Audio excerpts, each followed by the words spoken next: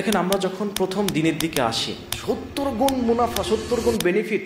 Sir রমাদানে কিন্তু শেষের 10 দিন আমাকে ছুটি দিতেই হবে। ও আচ্ছা, এটা রাসূল সাল্লাল্লাহু আলাইহি ওয়াসাল্লাম করতো, আচ্ছা আমিও এখন এটা করবো। আমি এখানে ম্যাক্সিমাম ভাইদেরকে দেখতেছি তারা ম্যাক্সিমামই প্র্যাকটিসিং। আমার চোখে এমন কোনো ভাই পড়তেছে না যারা প্র্যাকটিসিং না। প্র্যাকটিসিং ভাইদের ক্ষেত্রে একটা কথা এবং নন প্র্যাকটিসিং ভাইদের ক্ষেত্রে আরেকটা কথা। আমরা জানা মতো আলহামদুলিল্লাহ আপনারা এখানে যারা যারা আছেন সবাই রমাদানের গুরুত্ব বোঝেন এবং ভালো করেই বোঝেন যে এটা কতটুকু গুরুত্ব। আমি শুধু একটা পয়েন্ট বলে রাখি যেটা আপনাদেরকে রিচার্জ করবে। তো রমাদান হচ্ছে রিচার্জ করার মাস, নিজের ইমান আমলকে রিচার্জ করার মাস। দেখেন আমরা যখন প্রথম দিনের দিকে আসি, হেদায়েতের শুরুর দিকে, ওই সময় জীবনে একটা বসন্ত কাজ করতো না, ভালো লাগা কাজ করতো।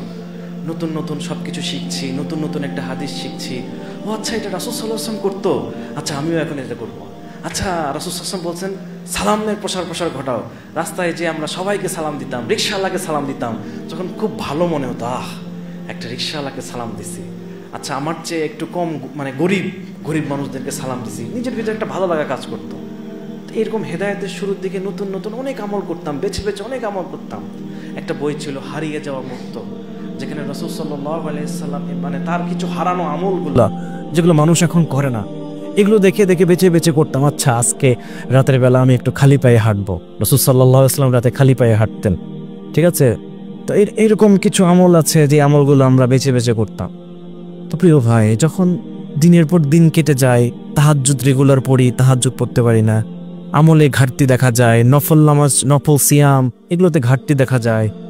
তো রমাদান হচ্ছে, এটা হবেই, এটা স্বাভাবিক। ঘাটতি মানে এই না যে আমি হয়তো বা শেষ হয়ে যাচ্ছে, না। সাহাবা কেরামদের ভিতরেও ইমান ওঠানামা করতো। এটাও একটা সাহাবী রাসূল সাল্লাল্লাহু আলাইহি ওয়াসাল্লাম বলছে, ইয়া রাসূলুল্লাহ, ইমান ওঠানামা করছে, ইমান নবায়নের পদ্ধতি কি? রাসূল সাল্লাল্লাহু আলাইহি ওয়াসাল্লাম বলেন, ক্বালা লা ইলাহা ইল্লাল্লাহ, তুমি বেশি বেশি লা ইলাহা ইল্লাল্লাহ বলো। ইনভেস্টমেন্টের মাস, এখানে যা দিব ট্রিপল না, ডাবল না, 10x না, 5x, মানে 70x একটা রিটার্ন আমাদের কাছে। সুবহানাল্লাহ বলেন সবাই। এত বড় একটা রিটার্ন আমরা পাবো, যা দিব 70x। বুদ্ধিমানেরা, ব্যবসায়ীরা, ফাইন্যান্সের ছাত্র যারা আছে তারা ভালোভাবে বুঝবে 70 গুণ মুনাফা, 70 গুণ বেনিফিট, 70 গুণ রিটার্ন আসবে। তাহলে আমি এখানে বেশি বেশি ইনভেস্ট করবো। আর একটা বিষয় ভাই, আমি যেটা ফিল করছি, ইতিকাফ এটা আমাদের জন্য খুবই দরকার।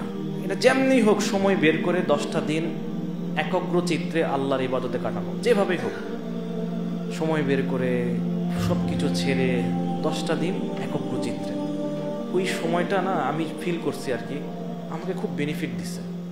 সবসময় ইবাদতে থাকার হতো, একটা টিমের সাথে থাকা হতো, হ্যাঁ তাদের অনুযায়ী আমল করা হতো।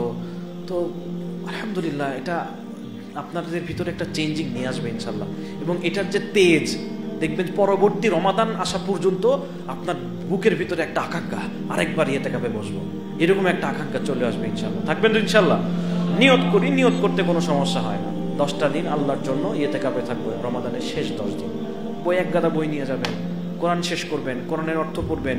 যে সূরাগুলো মুখস্থ হয় নাই, নিয়ত করছিলেন সূরা মুলক মুখস্থ করতে পারি নাই, ওই ইতিকাফে বসে মুখস্থ করব। ইয়াসিন মুখস্থ করতে পারি নাই, ওইখানে যে মুখস্থ করব। এখানে যে সকল ইচ্ছা ছিল দিলের ভিতরে, ওই ইচ্ছাগুলো ওই জায়গায় যেয়ে করবেন। কারণ ওখানে দেখবেন যে সময়ের বারাকা, সময় কোন দিক যায় না মনে হয়, বরকত, সময়ের বরকত কি জিনিস ওই ইতিকাফে বুঝবেন। মোবাইল টোবাইল কিচ্ছু নাই, তো দেখবেন যে সব কিছু থেকে ডিটাচ হয়ে 10টা দিন আপনি আর আল্লাহ দিবেন। এটা আপনাদেরকে খুব বেনিফিট দিচ্ছে। নিয়ত করে ফেলছেন, আল্লাহ ইনশাল্লাহ ব্যবস্থা করে দেবেন। আমি নিয়ত করছি, এর 2 বছর পরে থাকতে পারছি। প্রথমে মনে হতো এত কাজ ছেড়ে কেমনে থাকবো, এত করে কেমনে থাকবো।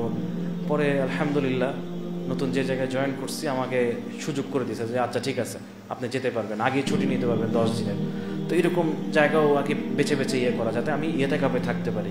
অনেক ভাইয়েরা আছে যে আগেই বলে নাই, স্যার রমাদানে কিন্তু 10 দিনের শেষের 10 দিন আমাকে ছুটি দিতেই হবে। যে জায়গায় জবে যায় তার রিকোয়ারমেন্ট এটা, শেষ 10 দিন কিন্তু আমার ছুটি দিতেই হবে, ঠিক আছে? ওই 10 দিন কিন্তু করা যাবে না। হ্যাঁ, এইরকম করে আপনারাও ম্যানেজমেন্ট করে নেবেন। আপনারা যে জায়গায় জবে টবে আছেন সেই জায়গায় ম্যানেজমেন্ট করে